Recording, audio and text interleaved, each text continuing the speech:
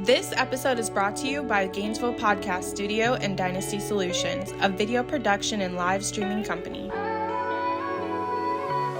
right. Welcome again. We have another moment with Common Hood. I'm your host, Simon P. And today, I'm going to brace your presence with Miss Scarlet. She is one intelligent, spiritual, conscious, and this love literacy. You gotta be smart.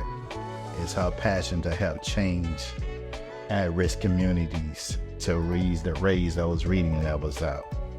I met this sister and she told me something that was kind of scary at first. She said, hey, I'll come on your podcast for free.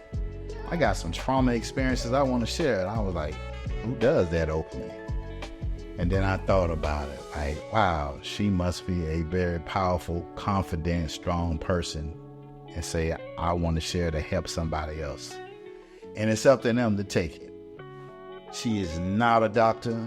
She is not a licensed therapist. All these titles that they want you to get. But she's a soul sister with a lot of conscience. And I'm going to let my beautiful Scarlet introduce herself and give us a little background of where you come from. We see a little island girl in you a little bit. Well, you're always here in Gainesville, Florida. Where you come from? How did you get here? Yes, and greetings. My mother came here when she was 6 months pregnant with me. So, okay, first generation born, U.S. citizen from Dominican Republic, with both parents from Dominican Republic. The DR. Yeah. The beautiful island, close to Haiti. Mm-hmm. Yes, our siblings over there.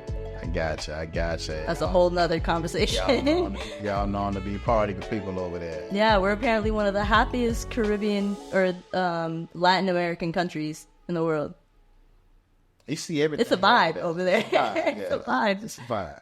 What about the vibe? What can we take from the Caribbean experience that when you visit home, being that you were born on U.S. soil and have a chance to go home, like what's the difference? You know, let's say America could be great, a lot of opportunities, but for the most part, I don't think we had that vibe like the Caribbean. I was gonna say, granted, this conversation can go very deep, very quick. Go deep.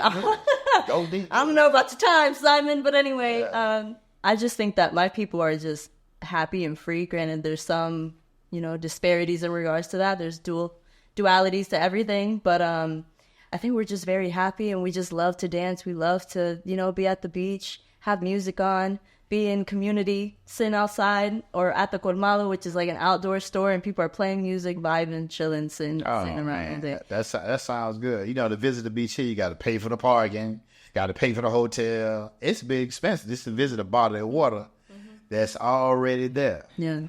But when I think of a beach, it's totally opposite of what we're getting into with you today. Yeah. You're talking about being a victim. Yeah. The victimhood mentality. Yeah. So the first victim we want to start off with is you said you had a childhood trauma that possibly led to, you think it was generational trauma. Let's talk about that a little bit.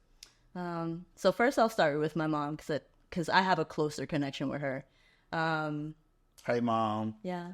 I love you, Mommy. Please. Love your mom. Please know that this is a grain of salt. And although we have a bunch of issues that, at the end of the day, like, it's all out of love and awareness and compassion and empathy, which we'll talk about.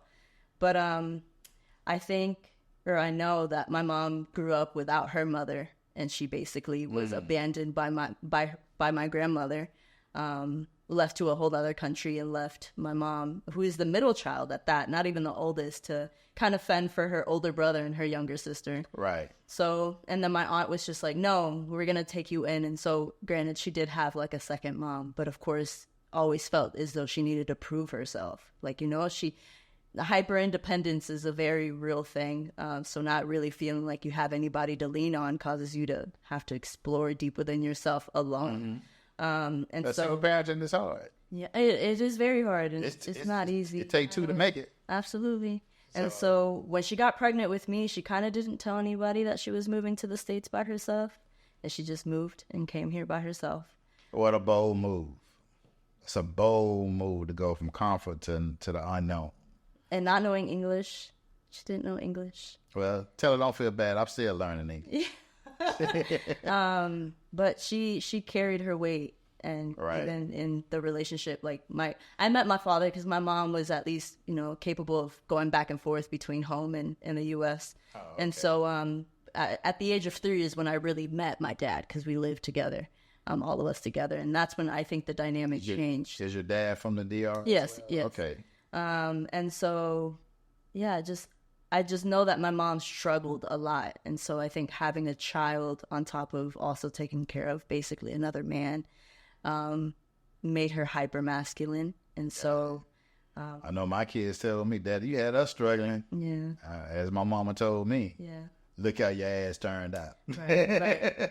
They turned out pretty good. Still. Yeah. Proud of all of them. Yeah. And so my childhood with her, it always felt like granted that she did so much on her own, that I also had to make sure that she knew that I could do stuff on my own. So I felt like I was always trying to prove to her that I was enough, as far as like, We competed for time, pretty much. yeah, competing for time and for attention. Like I wish there was a moment that she would have told me that I'm proud regardless of anything that I did or didn't do. Like as human beings, we're all enough and we're all valuable just as we are. And when you start to hear that, then you create, I think, more of a capacity to be able to feel as though you're worth, finding your interest or like getting into different things and aspects. So you had a strong presence, Mom, that was kind of tough. Yeah.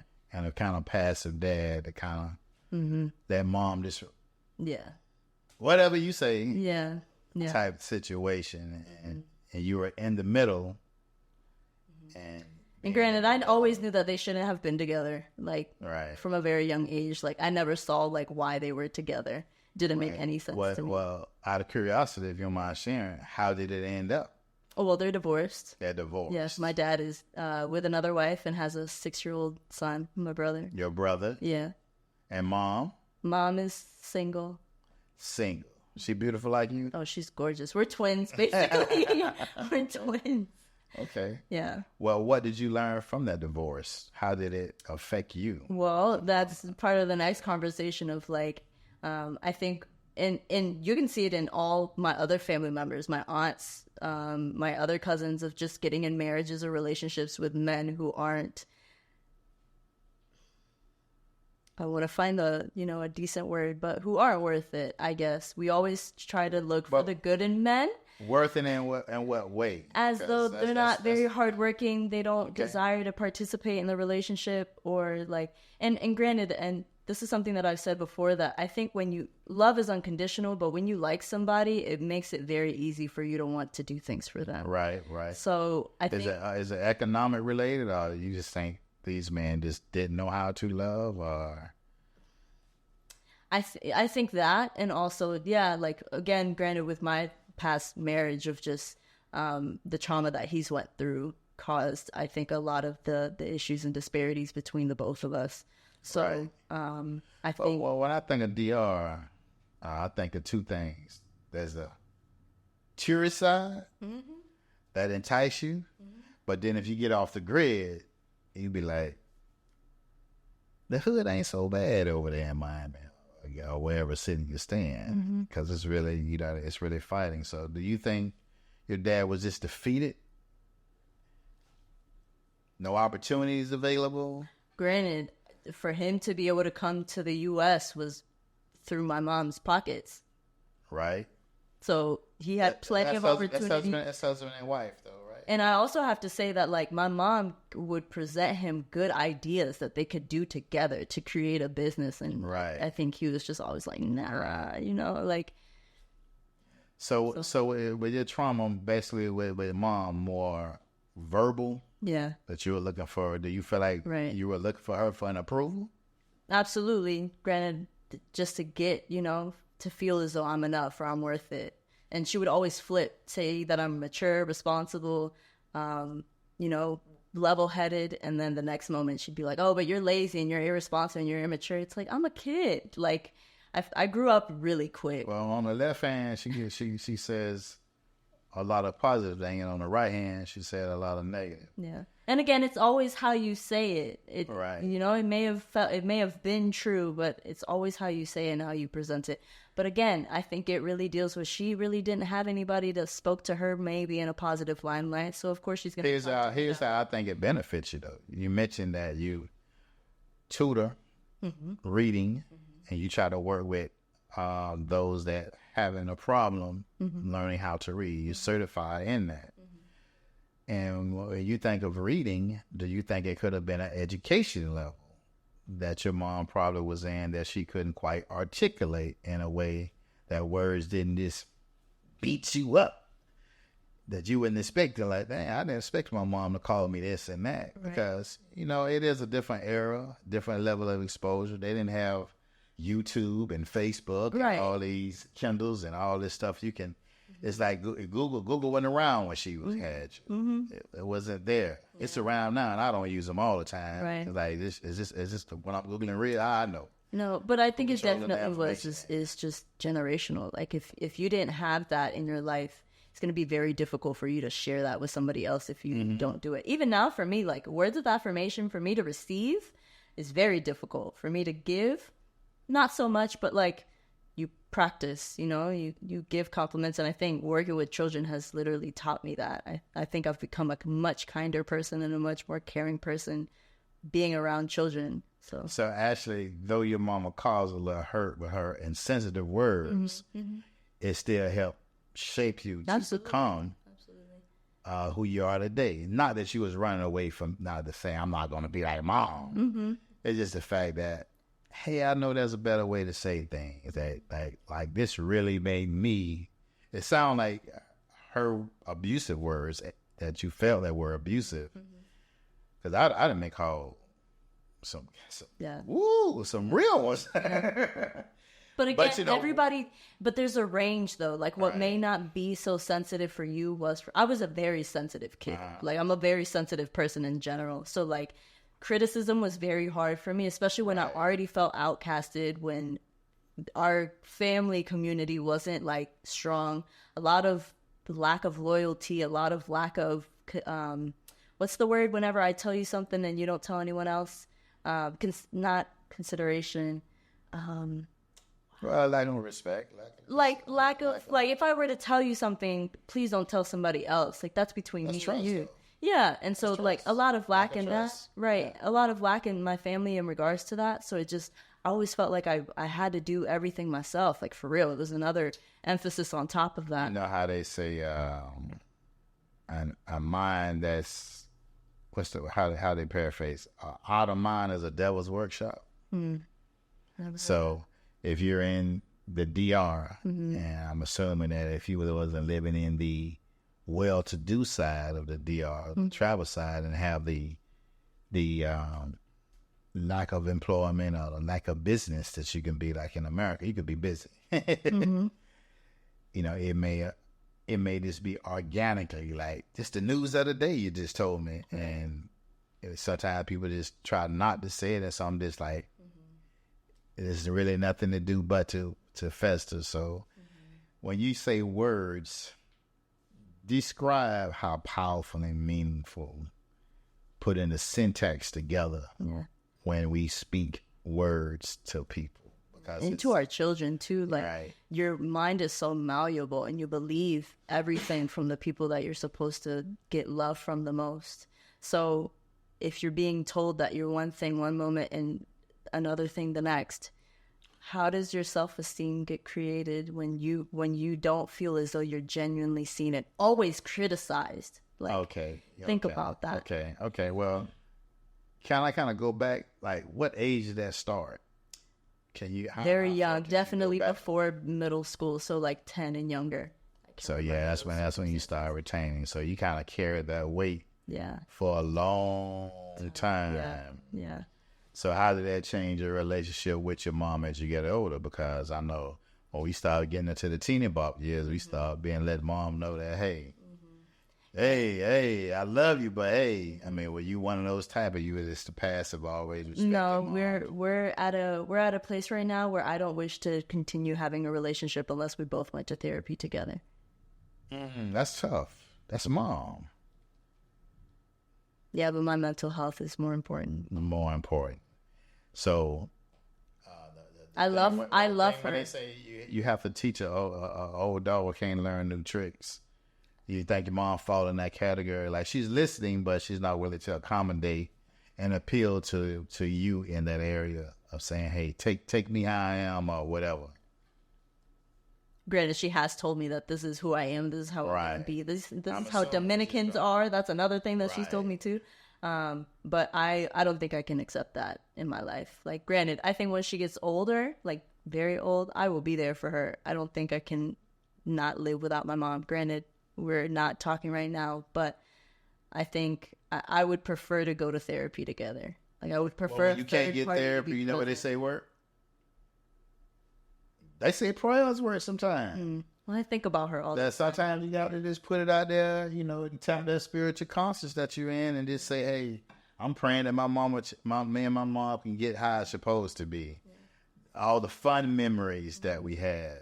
Yeah. I think about her and I talk about her highly regardless. Yeah, so, this add that layer, and I'm going to think positive. I think you guys are going to... I think so too. Unite, and it's gonna be one day you're gonna hit a point that you're gonna be like, you know what? I'm just gonna accept mom the way she is. She have to want to change, because for you to get to where you at, to heal from that emotional of being criticized or being ridiculed and feeling defeated and nothing ever positive coming from her besides I'm a strong independent woman. Yeah, well, that's what's going on now still. That's everywhere right there. It's like, damn, that's everywhere. Yeah, I have an opinion about that too, but that's another conversation. I mean, this is in the song. That's been put out in the atmosphere so much about the independence. Put a ring on it and all this, all the songs from TLC and all those. So that's just there, but and so. What do you suggest? So back to the word of the words. Explain how you feel the power of words. Can they uplift? Can they empower? They should be used to uplift. To uplift. All the time. Even if you don't see the good in it, still try to find, at least some form of compassion or empathy in regards to the situation. Well, what did you say to an old head like me? Because I've kind of come from that. Let's just take rap music. Now, back in the day, it was KRS-One, Public Enemy, very conscious rappers, Black Thought. And then, it changed. So now it's more entertainment, telling glorified stories. And I'm one of the ones to say, man, that song didn't make you pick up no gun. It's entertainment, dude. It's entertainment. You picked it up. You could have searched YouTube and picked the song that you didn't want. That didn't make you do that. And some people say, well, yes, it did. It levels in the subconscious mind.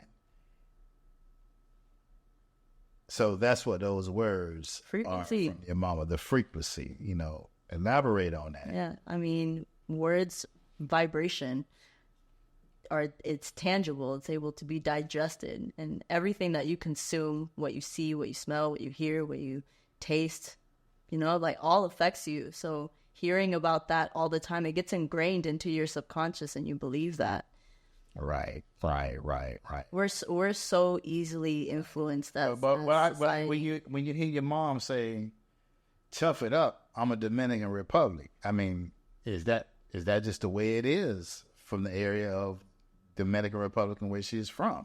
Even if that is true, that does not have to be your identity. Doesn't have to be your identity. Nothing is your identity. You're able to let things go. Granted, it's going to take time. Nothing happens from overnight. Just like how we see nature. You plant a seed, you don't actually bear the fruit of that seed until like a year or 2 years or 3 years. Healing takes time. People think that something happens overnight and it doesn't. I do think you just gave a good analogy on how you might need to make it applicable to your mom.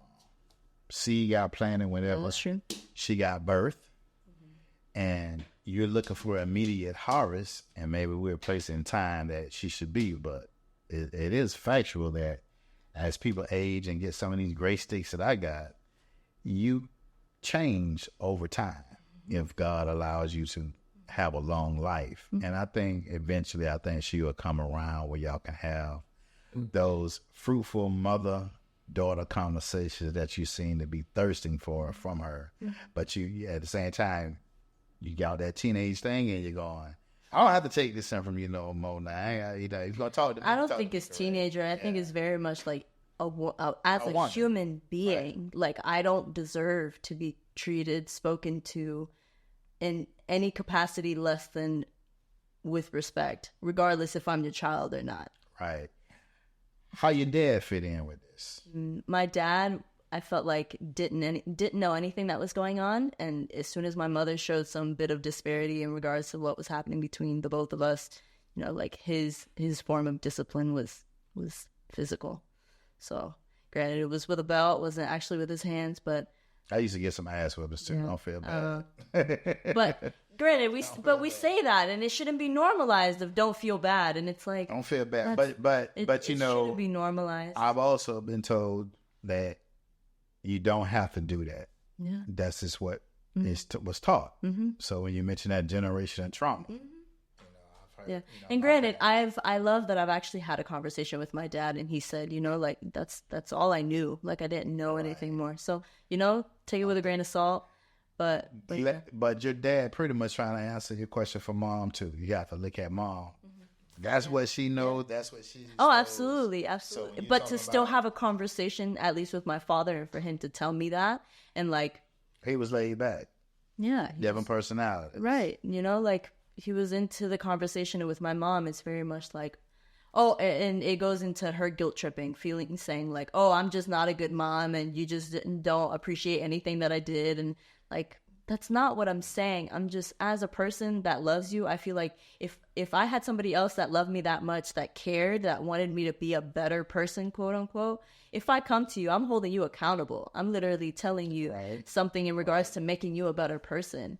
I'm not knocking anything you did for me, because I think she did a lot, and she's done a lot on her own. She has literally came here, didn't know English, to the point where she owns her own business and got me through private school.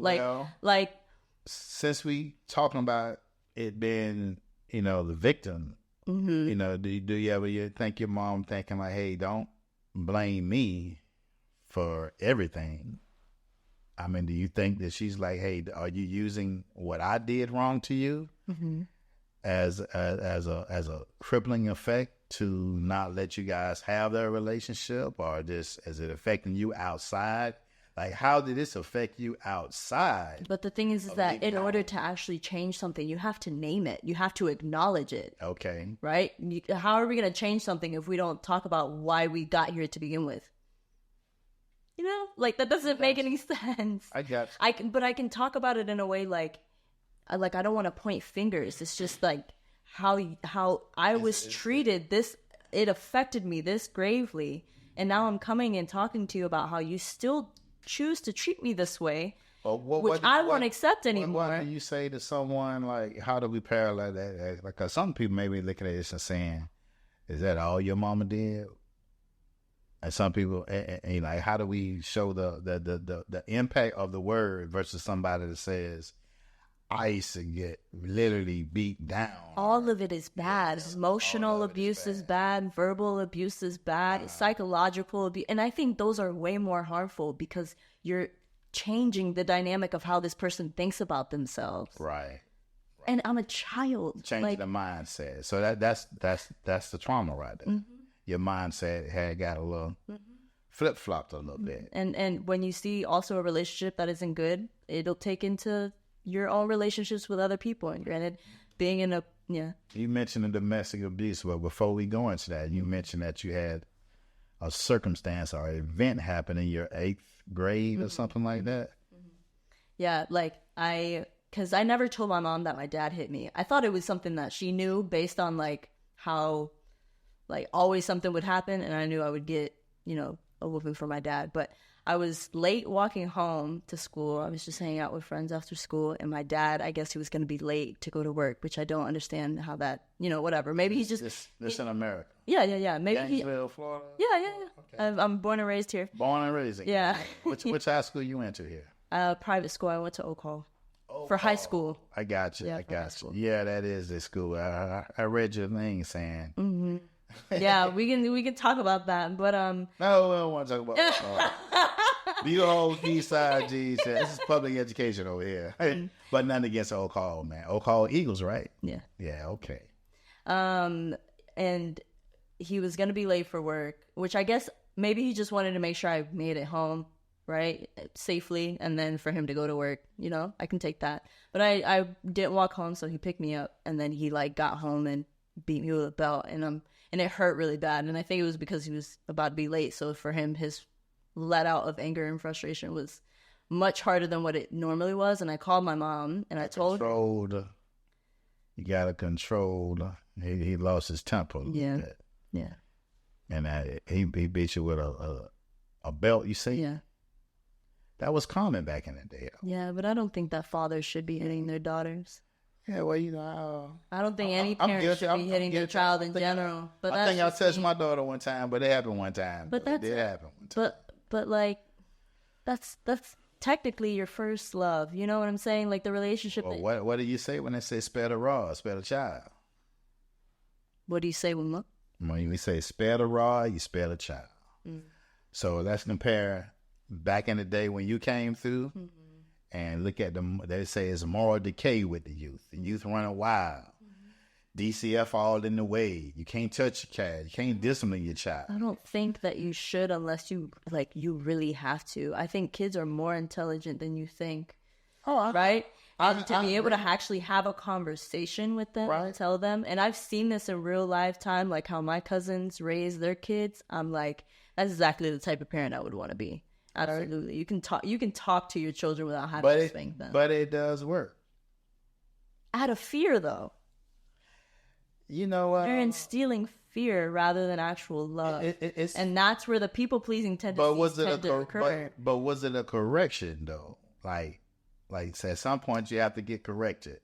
Now, I'm not saying that. It depends on how grave the situation was. Do you think I deserve to get spanked for coming home late?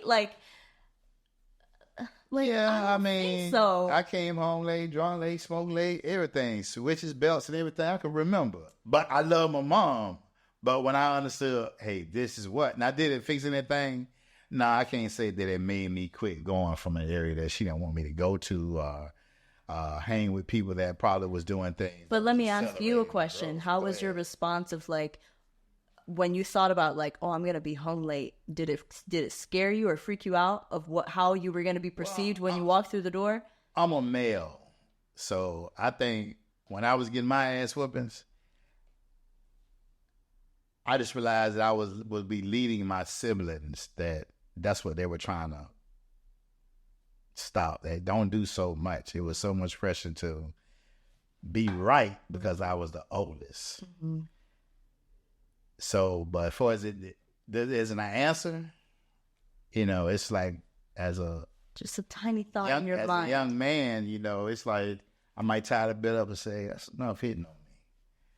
And it stopped. But it didn't curtail me to want to stop doing what I was wanting to do. It was going back to everybody have a choice. Now, is it a better way?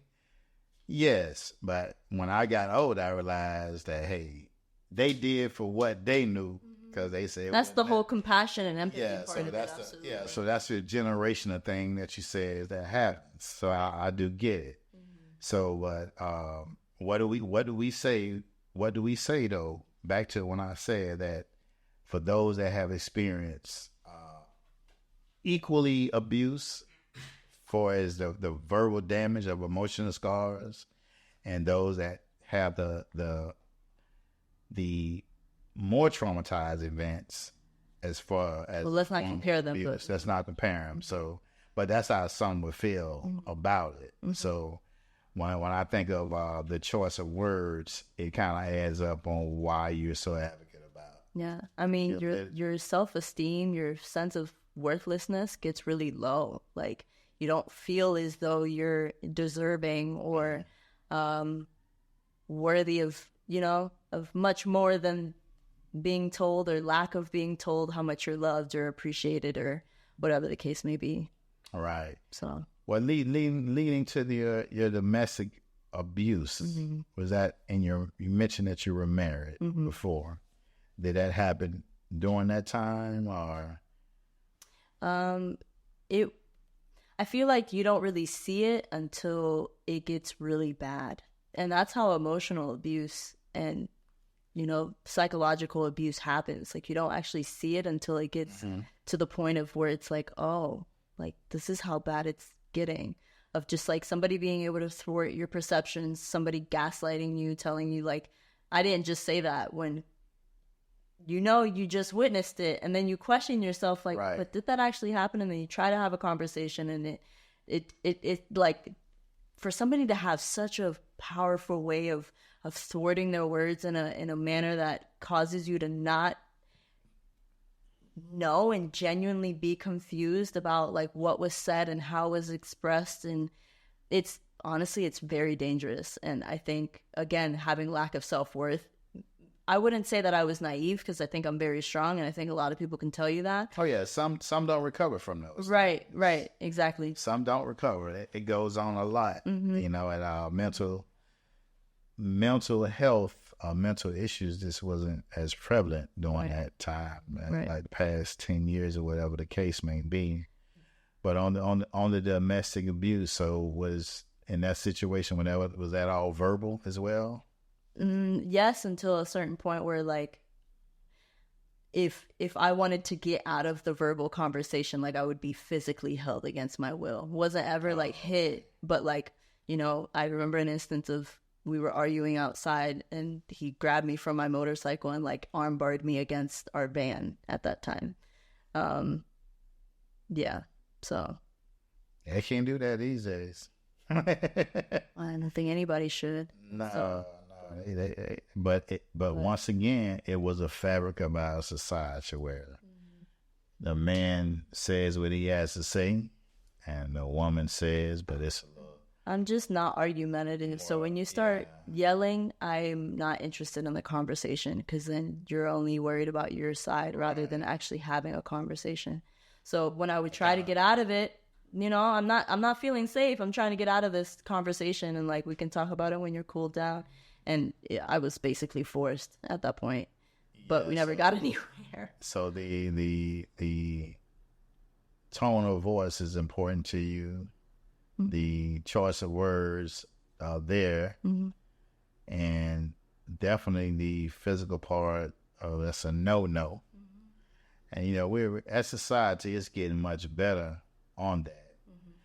And granted, I want to say that, like, when people are passionate, like, I'm talking about yelling to the point where other people can hear you. But if you're getting passionate about something and your voice raises just a little bit, based off of passion, and I think people get passionate because they feel like they're not being heard, you know? And that's whenever you have to kind of realize, like, okay, I hear you repeating yourself. I hear you raising your voice just a little bit. Like, let me dive into that so then we can better understand where you're trying to get to. But when you start yelling, that's like, you just want to be heard and nobody else is participating in the conversation. I read a book about nonviolent communication. Mm-hmm. I might have to refer that to you. Okay. And let you order you a copy, and maybe just give it to your mom as a gift. Mm-hmm. Tell them it's coming from the Common Hood moment here you spending with us. Mm-hmm. And maybe take some tidbits out to assist with them without them even knowing it. Yeah. You could be a leader in that. Now, when you were saying that it affected your emotions, but your self-worth. Yeah. Right. Yeah.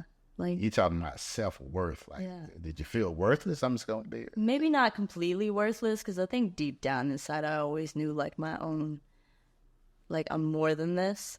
But it felt more like, how do I get out of it? Because I'm already so deep. And like feeling as though this is where I got myself stuck in. How would I get out of it? But worthless in the sense of not feeling as though I was enough too. Because I had nobody else in my corner, in my circle. Like, I got it. Well, you were married. It is you and him at this point. Mm-hmm. And that's when the mom, I could see the trauma of not being able to talk to mom. She probably would have told you, Oh, girl, suck it up. No. Actually, she didn't advocate for this relationship. Okay. Yeah, at all. Okay. Nobody did really, and I think I was just so. It comes to a point, like, not saying that we want to fix people, but like I love humans. I can't help but do that. Maybe I'm too naive. They have to fix us. So. Absolutely, but goes back to the generational trauma of like we always end up with men who we desire to help, and it's like they need to learn how to help themselves. All human beings need both. Need a reflective person that can give them assistance and guidance and advice. But at the end of the day, like, what are you going to do with that information? Out of curiosity, your ex situation, was that a situation where, what kind of background did he come from? Was it the right fit? He had. Do you think? If it was. In regards to his trauma? Did he have trauma? Yeah. Anything that you can relate to? Yeah. Explain. Yeah, trauma bonding is also very real. Yeah. Well, how do we kind of take it to the heart when you can recognize, like, in your mom case, you able to recognize that, hey, my mom, though she was very abusive with the language, that she was just keeping it real. I ain't changing. I'm gonna do this. I am as a Dominican Republican. Whereas dad was like, hey, it's whatever. It's cool. Like, how do we take that? How do we take that pain that they've given you? What did you do with it? I think it was more so like analyzing, because granted, for a very long time, I did talk about my mom and our issues to my cousins a lot, repeatedly. Right. Like they can literally vouch for that I would honestly talk about it on repeat about like how much like I have issues with my mom. Like our whole family knew that, how much issues me and my mom had. And I think I just got to the certain point of just like, but at the end of the day, like it's not happening to me right now. Like in regards, because we don't really see each other that often. Like I'm separated from experiencing that from her. She still lives yeah, in she's proximity? still here again. Okay. What about when you talk about your ex and your mom? How much do you think the circumstances on those mean conversations or disrespect of the circumstance of that moment maybe triggered a negative response for them? How much do you think those things play? The circumstance that you be in with people at that time, like their mom come home from work and try to correct, or what the ex-husband was in a moment of being in the circumstances that might have triggered a response that. Not that I can think of. Like for example, my ex-husband didn't work. Okay. I was the only one working. That would take a toll. Cooking, cleaning. That would take a toll. Yeah. So his self-esteem of not working, I think that would take a lot of humility to live gracefully if you have your lady doing everything and there's no contribution. But two wrongs don't make it right. So that's the issue with that. So when did you kind of reach your lowest point? I think so for me, granted, I wouldn't be spiritually, quote unquote, where I am without his knowledge. Because I think that's another factor of like why we got together, was just like him teaching me in regards of like his version of spirituality or whatever. But I think I was just having my connection with Source and like how I perceived spirituality to be, and through that honestly is what brought me closer to feeling my own sense of worth, was gaining my consciousness. And therefore I think once I knew that, I could defend myself more. Like I advocated for myself more in regards to our conversations and like researching about gaslighting and researching about narcissism. And being informed taught me like, and spiritual narcissism is, I think, one of the most detrimental things, I think, in our society right now, or at least in like the spiritual world. They put it out there a lot. Yeah, there's a lot of I'd be narcissism and egotistical. Is this a new word? Yeah. But it has been out there. It has been talked about a lot. Yeah. And so starting to learn these things and gain like more confidence and advocating and like actually defending my side and not taking gaslighting, I think caused him to feel weaker in the relationship as far as like us improving and how I'm improving and like wanting to speak for myself, and therefore he didn't have that control over me anymore. Yeah. So that kind of led me when I thought about what was holding you back, and was thinking about what was holding you back from seeking it. If you took the spiritual element out of this, Speaking up for myself. yeah, but if you take the spiritual element out, if he wasn't that spiritual person, of trying at least, Right. I wonder how long that would have held you back from realizing, hey, my mom, situation with your dad, situation with the physical thing that you all got into, and just the constant barrage of verbal abuse, that you can't take that verbal abuse. So how much of the spiritual, like, I ain't saying the name of the denomination or name of faith, but how did it really help you break that to say enough is enough? I think it's just also like I have a lot of love for the world, so therefore like how can I exclude myself from feeling that love for myself at that? Okay. And so to just feel that sense of love, not necessarily, I don't like the word God, but like feeling that sense of love and being able to recognize like how I was being treated wasn't from a place of love. The things that I went through to a degree, right? Because I think there's love in duality, and like how you're raised does come from a loving place, does come from somebody trying their best, does come from like with the knowledge that they had. Isn't love built though? Yeah, absolutely. Right. It doesn't just happen overnight. So but when you build the block, sometimes blocks fall off, and you have to kind of pick that block up and kind of restart if the value is there in what you're building. Right. So I learned a lot of my own self-love through that process, and like just advocating and speaking for myself. And I would say that like using my voice was honestly one of the hardest things due to like, again, the things that I went through, like, but then you can't keep living in, if you don't want to be in the same circumstances, do something different, or else the same patterns are going to repeat. It's going to repeat. Just for you to like actually step out of that. But the key was that I'm hearing is that you had to take ownership of fixing yourself. So when you think about mom, think about the other situation with the ex-hubby, you know, at the end of the day, you know, they're going to have to fix themselves. And what you recommend with trying to guide them, being that you talking about, especially with your mom, like exes in the past, that's my mom is always forever. Yeah. My mom would say, you're going to be my child as long as I'm living, and vice versa. I don't give a damn what I say to you. And I have to just eat that and like, yes, ma'am, mama.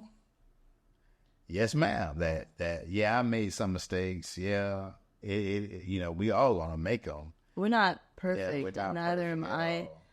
But to a degree, like if somebody keeps telling you that, like, hey, if things don't change, it's like saying, how much poison do you need until you die? Like I'm not gonna keep being in a circumstance where I don't feel seen, I don't feel heard, I don't feel validated, I don't feel loved how I want to be loved by somebody else who claims that they love me, but it's like, but I'm telling you all the things I don't like, and yet you don't want to take a look in the mirror. And I'm not saying that as though like you never did enough for me as my mother. I'm just saying how does patience come in with this? And I'm going back to your mom and dad. Like, how does your patience granted, I think my come in with this when it comes to your mom saying,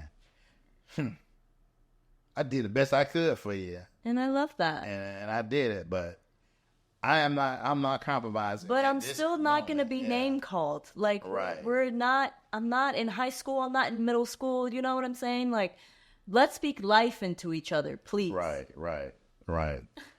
Well, I don't want to say it's we can't say it's an educational level. Or are we saying that that's just the way that she was brought up through her? That's that generation of trauma. So sometimes it takes a long time if you're the first person, which is her child, to try to correct a situation. I mean, but sometimes, kids come through just to teach you something. Just to teach. Exactly. So that's good that you haven't held back your feelings that you needed to have with your mom to at least let her know. Do you ever feel like judgmental with that when it comes to your mom? Or does she feel like, hey, you judging me? But being spoken to in a way that isn't uplifting isn't me judging. It's literally how I am feeling based on what you're telling me does not sit with me well. Right. That's not judgment. That's me. Is it what I say judging? Is it her saying, hey, basically you got to accept me the way I am? Okay, I can accept you, but that doesn't mean I have to be around you. Oh, your mom. That's tough. I'm sorry, but my peace of mind is worth more. Right. Like, you and I don't carry that. You really want to say, well, man, how is she like this all the time? To like mom. That's all I can say is this mom. Like, my mom pissed me off sometimes. I may take a break. I ain't saying she perfect. I love her all day. I really think what I went through, I don't desire to be in that.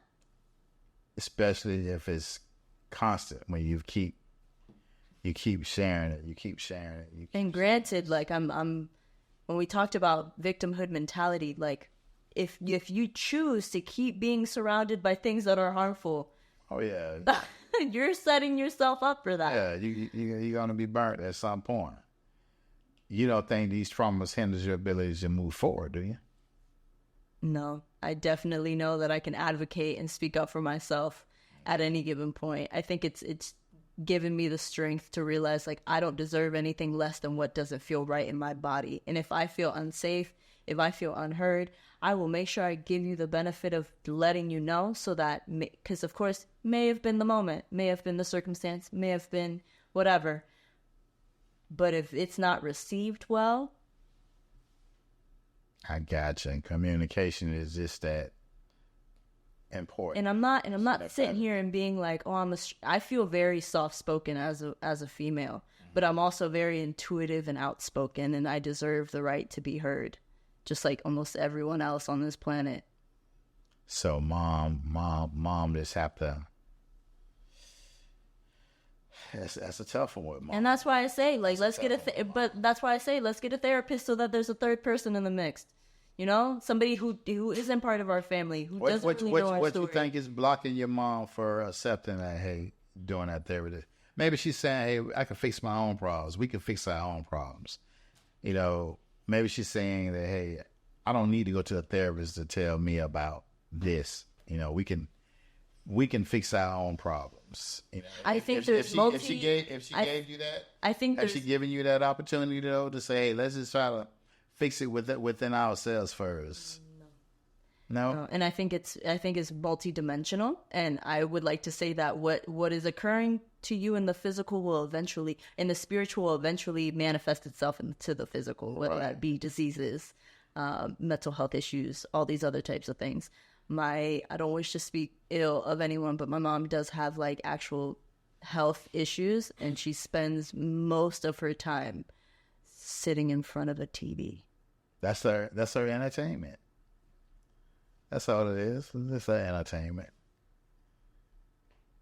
Is this her entertainment?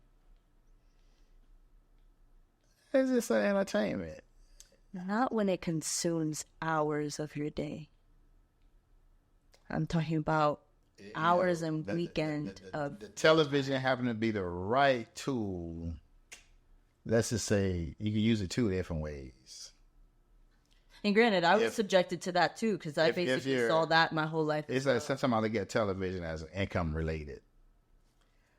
For some, Yeah, she has one hobby, which is golf. that's you know? that's their only form of entertainment. TV can take you to But this goes another. back to, It can take you to another world. but this goes back to, we're talking about dissociation. We're talking about not being in tune with reality or avoiding problems. And when you're consumed by being entertained all the time, what is that causing you? But When you actually have to deal with real life and reality, do you how think do you that take she's that? not accepting your viewpoint as a problem to her? This is more of a problem for you. Say that again? Do you think that she's not taking your concern that you express to her, that it's more of your problem than hers? I think because people I heard you say that she's not. She says she's a Dominican Republican, and she is not going to change. That's just like, this is how I am. Take it or leave it. Okay, and that's fine. You can be how you want to be, but know that I won't be here because I don't want to be surrounded by that. I got you. Like, disassociation is a real thing for people to want. Say disassociation? Disassociation, like when they don't want to feel their emotions, when they don't want to feel as though they need to change. Mm-hmm. All you want to do is veg out. All you want to do is not be in tune with reality. So all you want to do is avoid your problems. Right. I love my mother to death. I'm sure she loves you. Spiritually, and just as a sense of like mental health wise, like I've given solutions as what we can do in order to tackle this together. Let's go to therapy together. You know, like I'm putting out options. I'm not, and the door is cracked. It's not closed. It's cracked. Like I am always here. At any given point, she wants to call me if she needs me. But my mental health is worth more, and it sucks. But it's true. Like give an example. What would happen if you called your mom right now? Like, Well, this is our cycle. I could call her. Right. We'd be good. We'll have a conversation. We'll probably go out to lunch, you know, and then we spend more and more days together, and it's like all the problems that were festered will come to life. Coming back. Yeah, and I don't mind it. I don't like sweeping stuff under the rug. That's what causes all the issues. Is the issues that's coming up, is it stuff from the past, or is it? What's funny is that she still believes that I'm the one holding on to these things. But like I said before, is that we can't move on unless we name the issue. Or else we're just being fake with one another. And I'm just sitting here like nothing ever happened. I can't do that. I got you. Well, what would be your advice then for others that have experienced similar trauma, similar emotional abuse, physical abuse? Where would you recommend? Like, I know you say one way is to handle it internally. You have a self-inventory, which is spiritual conscious and spiritual awareness. Shadow work, go to a therapist. The compassion. Have compassion and empathy. And that's what opens your heart up more, is for you to be able to understand other people and yourself. So when I said judging earlier, and you was like, no, where's judging? It's like saying that, hey, before you pick a side, you know, I think have discernment. Have discernment and be able to listen to the problem. Don't just think it's a listen. So the power of listening and understanding. But then having discernment, you know, like it's being able to know when something doesn't feel right, or and know that it's in your body and it has nothing to do with them. Like when you set boundaries for other people, or when you set boundaries, it's for yourself. Like if that's what you want to do, cool. But I'm going to take me and my boundary somewhere else because you're not respecting it. I got you.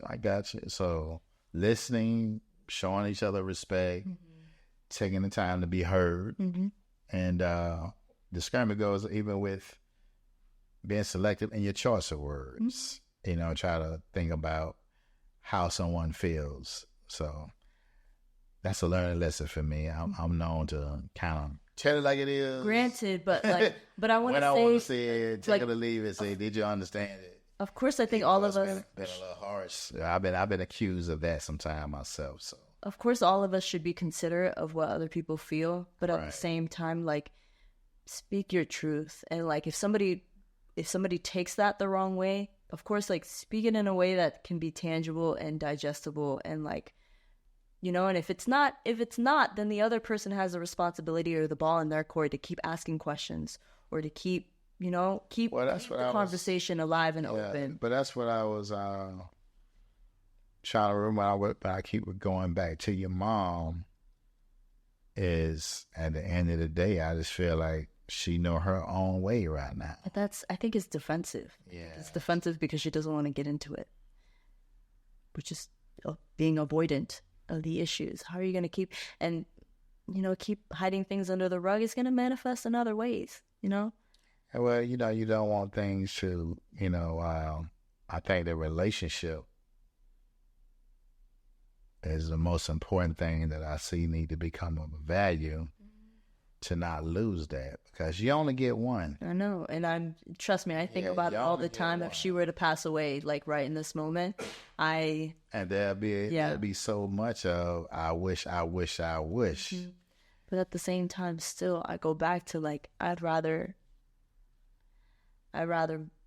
leave the house feeling as though I love myself than having to like prepare myself to know that this is gonna happen. Like, I don't want to live like that. I don't think anybody should live. Give me a restaurant that your mom and Joe is going to.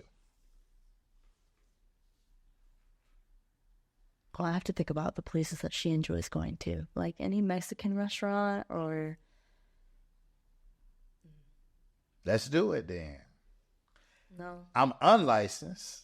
I just say, hey, this is my friend Simon P. right with me today.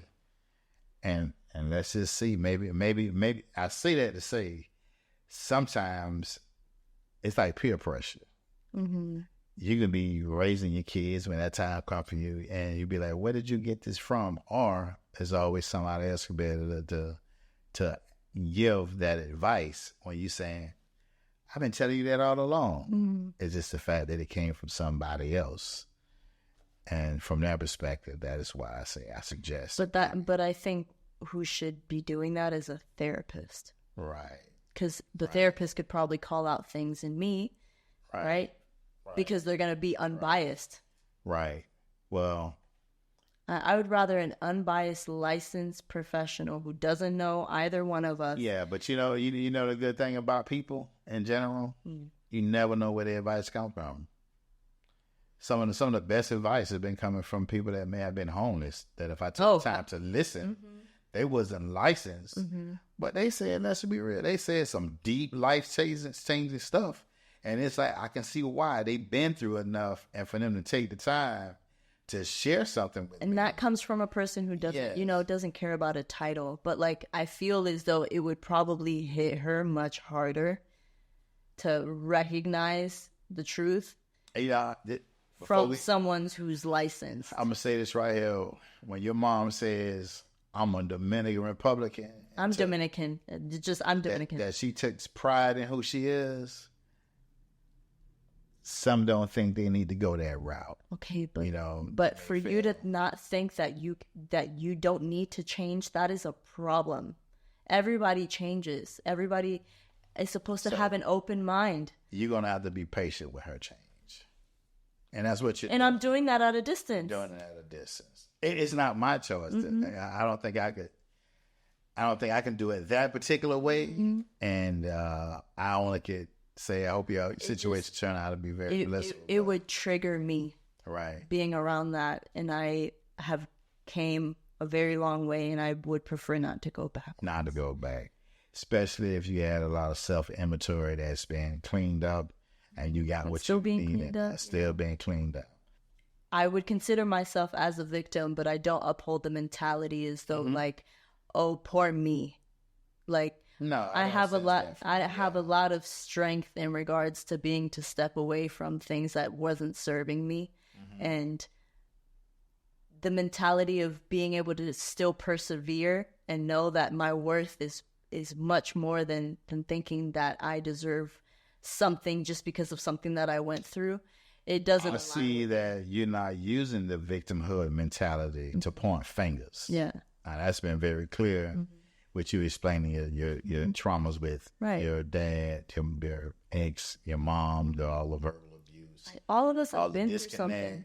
That you're not blaming no one. And that's why I kind of circle with patient with you saying, hey, you have to be patient with mom. Because obviously, mom, you love mom. I can really feel it over here. Like, oh, I want a relationship with my mom. I would love to. I want to chill, but when we're together, it's all fun and games. But the moment that things get real, it's like it doesn't have to be a fight. It's not a fight. No, right now you're the bigger person to walk away, but you can see the fight coming. And when you see the fight coming, maybe you can change the conversation, or maybe you can sweep it under the rug and just leave home. I can't do that. Yeah, just leave home with the mom. Just say, okay, mom. I can't keep sweeping it under the rug. Our rug is a mountain by now. I can't do that. But it's not going to fix a relationship that you seem to be desiring. So when we talking about the victim mentality, you're saying, don't blame the abuser. And it goes back to the circumstance was the abuser, like it was his choice and it was your choice. Sometimes circumstances can prevent that abuse from happening. I will say that as a child, I don't have a choice, I'm a child, but as an adult, me staying in that marriage for as long as I did, or that relationship. You didn't mention it, but how long was it? So we were together 5 years off and on, and then married only for 8 months. Ooh. But in that marriage, I think tying the knot was just like, oh, this is what I'm really signing up for. Yeah, no. Yeah, no. You're going to have to deal with some patience. Patience, I have to be. Marriages do suffer from a plethora of things. Like I'm my second rodeo with that, but I've learned a lot. My first person was very great. Have no ill will. I just take my responsibility on my role, and that's just eating your crow. To say, okay, did you do your very best? What did you cause? And I just leave that like that. But I let when you don't have the counseling or being able to talk, you have to handle it yourself. I chose to handle it by myself. Me and my God, we deal with it. It is what it is. I offer this and that, and keep it moving. But you learn from your situations. So before we close out, what is the biggest thing that you've taken from these very negative trauma experiences that you have that have made you much stronger?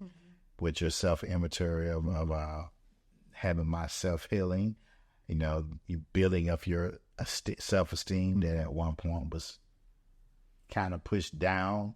I heard you mention the sports, that you played the sports. You wasn't even good at it, but you were just like, it's just an outlet. It's like less time at home, I guess. Different people. I always, from a very young age, never wanted to be at home. I would leave.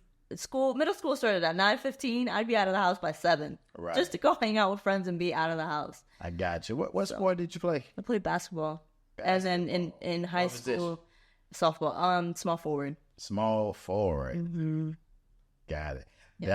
That's that old. Yeah, that's it. What's the name of this? Okal.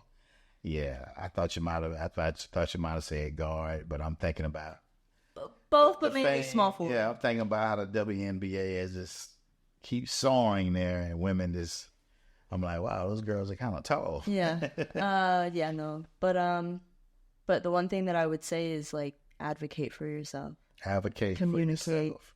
And communicate. Advocate for yourself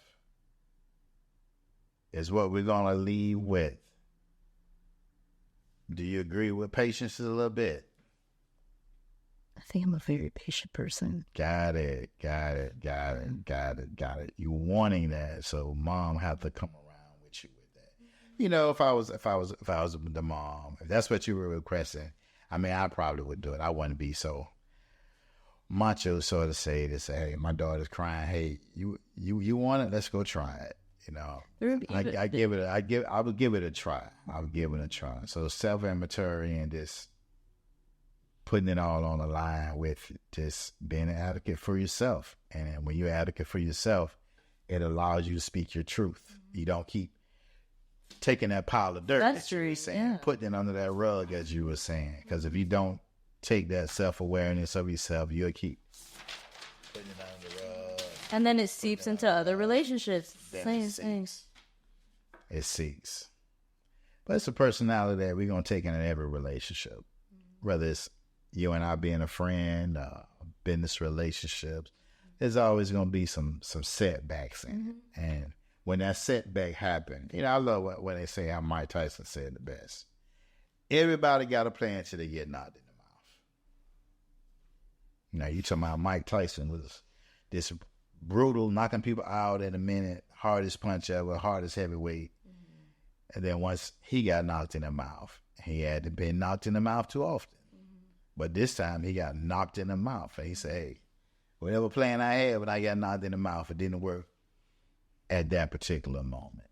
So self-inventory, self-awareness, and we got to get up and deal with it. Deal with it. I know we're not therapists and all that, but you do recommend that if you're going through any of this emotional stress, emotional trauma, being a victim in a bad situation, it is recommended that you seek professional counseling. Absolutely. All right. You want to leave us with anything before we go today? Love yourself. Love is my religion. Love is my religion. I think that was Ziggy Marley. That was a beautiful song he wrote. Actually. Love is my religion. All right. Thank you so much for another moment with Common Hood. Hopefully we'll have Miss Scarlet bless us again with another beautiful appearance. And hopefully it'll be another time with her sharing some powerful information. I know you'll come up with some things that you may want to share, and the platform is always here. Sweet. Once again, I want to give a shout out to the production guy here that put all this beautiful color and decoration to accommodate you today. Praises. I was going with the black and red look. And I was like, no, we have to. And he did it, but give a shout out to Dynasty Solutions, Nee Harmon. If you ever need podcast production, it's not me by myself. I got to give it to Nee. Yeah. He makes it all happen, makes it all comfortable.